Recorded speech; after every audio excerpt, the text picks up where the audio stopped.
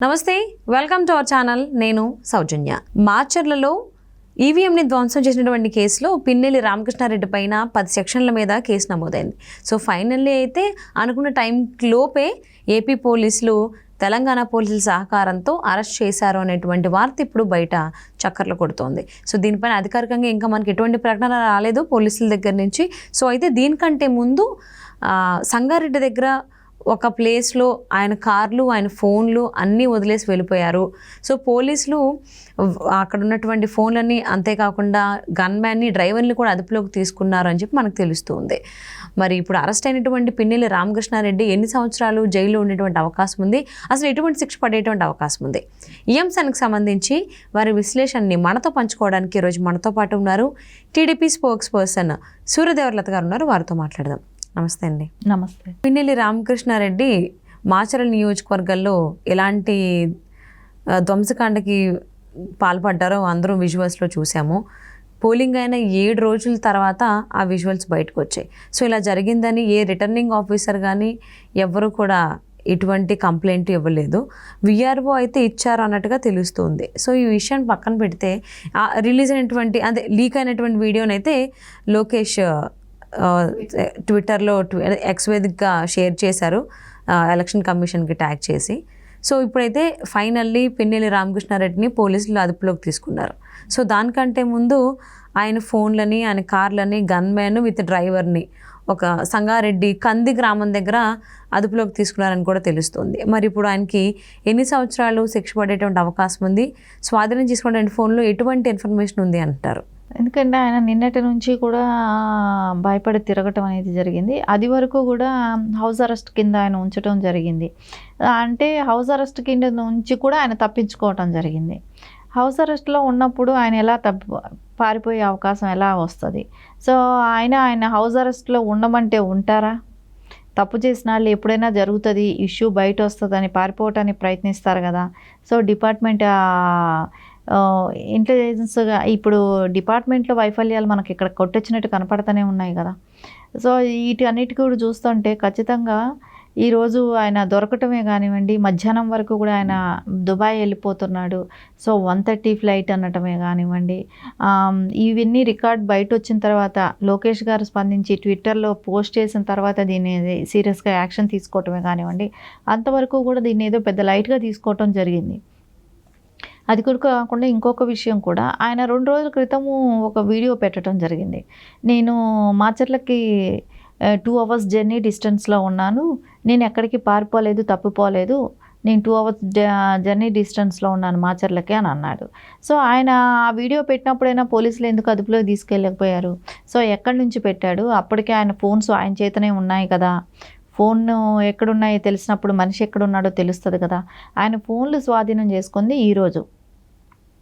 So గత వారంగా ఆయన చేత ఆయన ఫోన్ ఉన్నాయి కదా. సో ఎందుకు కనిపెట్టలేకపోయారు? ఇక్కడ వైఫల్యాలు ఎవరివి కనపడుతున్నాయి? పక్కాగా అధికారులు అందరివి కూడా వైఫల్యాలు కనపడుతూనే ఉన్నాయి.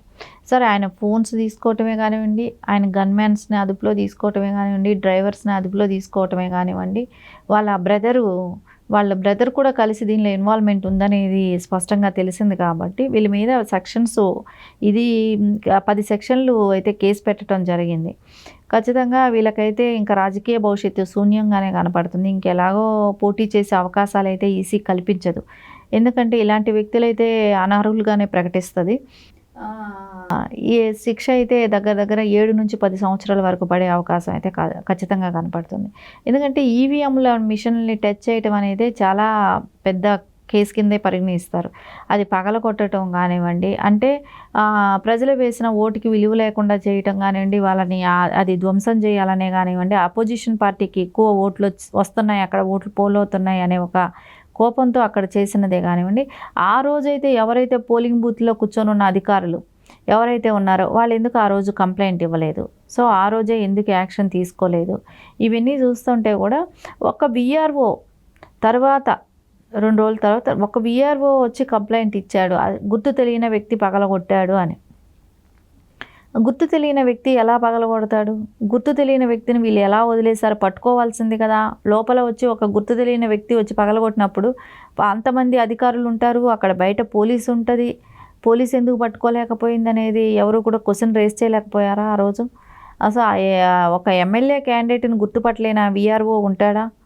సో ఖచ్చితంగా ఆ రోజే వాళ్ళని గుర్తించాల్సింది, ఆ రోజే ఇది బయట రావాల్సింది. ఇన్ని రోజులు ప్రొలాంగ్ అయిందంటే దీనిలో అధికారులు కూడా కుమ్మక్కైనట్టే కనపడుతున్నారు. ఒకవేళ భయపడ్డారు అని అనుకుంటే పిన్నెల్లి రామకృష్ణారెడ్డిగా పిన్నెల్లి రామకృష్ణారెడ్డి గారికి భయపడ్డారు, అధికారులకి భయపడ్డారు, అధికారులందరూ కూడా భయపడ్డారు అని అనుకుంటే కూడా పై అధికారులు ఉన్నారు కదా, సో వాళ్ళకి ఇంటిమేషన్ ఇవ్వటానికి ఏంటి వీళ్ళ బాధ? వీళ్ళు ఎక్కడైనా ఒక చోటైనా ఓపెన్ అప్ అవ్వాలి కదా. సో ఇప్పుడు అంతమంది ఉన్న చోట ఒక వ్యక్తి వెళ్ళి అడ్డుకోగలిగాడు, ఒక ఓటర్ అడ్డుకున్న ధైర్యం కూడా. ఆయన టీడీపీ ఏజెంట్ అని అంటున్నారు సాంబశివరావు. ఈవెన్ ఆయన ఆపినందుకు ఆయన పైన దాడికి దగ్గర తల కూడా పగలగొట్టారు అని కూడా వార్తలు వస్తున్నాయి. ఆయన కొట్టడం కూడా జరిగింది. అక్కడ మహిళలు అడ్డుకున్న వాళ్ళని బూతులు మాట్లాడటం కూడా జరిగింది. ఆ వీడియో కూడా బయట వచ్చింది. ఆ మహిళలు అడ్డుకున్నారని, అంటే లోపలికి వెళ్ళేసి వస్తున్నప్పుడు అడ్డుకున్నారనేసి వాళ్ళని బూతులు వెళ్ళకనివ్వకుండా కూడా ఫస్ట్ కూడా ఆయన కోపంగా వెళ్తున్నప్పుడు కూడా ఆయన బూతులు తిట్టుకుంటూ వెళ్ళటమే కానండి, తర్వాత కూడా ఆయన వచ్చేటప్పుడు మీరు ఇలా చేయటం భావ్యం కాదు కదా అని అడిగినందుకు గాను వాళ్ళని బూతులు తిట్టడం కూడా జరిగింది. మహిళలను కూడా చూడలేదు. సరే కొట్టడం, దౌర్జన్యం చేయటం, అడ్డు వచ్చిన మహిళల్ని తిట్టడం, మళ్ళీ బాంబు దాడులే కానివ్వండి, రాడ్లతో కొట్టడం కానివ్వండి, తెలుగుదేశంకు ఓటేశారని తెలిసిన వాళ్ళని కొట్టడమే కానివ్వండి, ఇవన్నీ కూడా చేశారు. ఇవన్నిటి ఇదే కదా ఈరోజు 10 సెక్షన్ల కేసు అనేది. సో ఈ కేసుల్లో నుంచి ఆయన బయట రావడానికైనా కొంచెం టైం కాదు, ఖచ్చితంగా శిక్ష అయితే పడుతుంది. ఎందుకంటే ఇది అంత ఒక హత్య కన్నా ఎక్కువ ప్రాబ్లమ్స్ క్రియేట్ చేసేది ఈవీఎంలు అనేది. దాన్ని పగలగొట్టే సాహసం ఎవరు కూడా చేయరు. అంటే గతంలో ఇలాంటివి ఎన్ని చేశాడు. సో ఆ ధైర్యంతోనే ఆయన చేసి ఉండొచ్చు అక్కడ. గతంలో మనం చాలాసార్లు చేశాం కదా, ఎప్పుడు మనం పట్టుబడలేదు. సో ఇప్పుడు కూడా మనం ఎందుకు పట్టుబడతాం అనే ఒకదానికి. ఇంకోటి ఏమిటంటే డైవర్ట్ చేయడానికి కూడా చూసుంటాడు. అంటే ఇక్కడ ఈవీఎంలు పగలగొట్టామని తెలిస్తే అందరూ పోలీస్ డిపార్ట్మెంట్ కదా అందరూ ఒక చోటకు వస్తే మిగతా చోట్ల వీళ్ళు ఇష్టం వచ్చినట్టు అక్కడ పోల్ రిగ్గింగ్ చేసుకునే అవకాశం ఉంటుందని కూడా డైవర్ట్ చేయడానికి కూడా చూసుండొచ్చు. ఇవన్నీ ఏది చేసినా క్రైమ్ యాక్టివిటీ చేయాలనేది అయితే ఆయన మైండ్లో ఉంది కాబట్టి, ఆయన ప్లాన్, ఆయన ఉద్దేశం అన్నీ కూడా క్రైమ్ యాక్టివిటీస్ చేయటమే కాబట్టి ఖచ్చితంగా ఇదైతే సీరియస్గా తీసుకోవాల్సిన అవసరం అయితే ఉంది. అవును, ఈసీ అయితే లోకేష్ గారు ట్విట్టర్లో ఈ లీక్ అయినటువంటి వీడియోని ట్యాగ్ చేసి చెప్పడం, కంప్లైంట్ ఇవ్వడం ద్వారా సీరియస్ యాక్షన్ తీసుకుంటుందని అన్నారు. ఈవెన్ ఇమీడియట్గా అక్కడ పల్నాడుకు సంబంధించినటువంటి ఎస్పీని కూడా సస్పెండ్ చేశారు అని కూడా వార్తలు వస్తున్నాయి. సో నెక్స్ట్ ఇంకొకరిని కూడా, అది కూడా ఒక ఫైర్ బ్రాండ్ అనేటువంటి పోలీస్ అధికారిని పల్నాడు జిల్లాకు తీసుకొచ్చారన్నట్టుగా వార్తలు వస్తున్నాయండి. సో మరి ఇప్పుడు అరెస్ట్ చేసినటువంటి పిన్నెల్లి రామకృష్ణారెడ్డిని పోలీసులు ఏ రకంగా విచారిస్తారు, ఏంటి, ఎటువంటి వివరణ పిన్నెల్లి రామకృష్ణారెడ్డి ఇస్తారు, ఎటువంటి శిక్ష పడుతుంది ఆయనకి, ఈసీ ఎటువంటి యాక్షన్ తీసుకుంటుందో చూద్దామండి. థ్యాంక్ యూ సో మచ్ లత గారు. Thank you.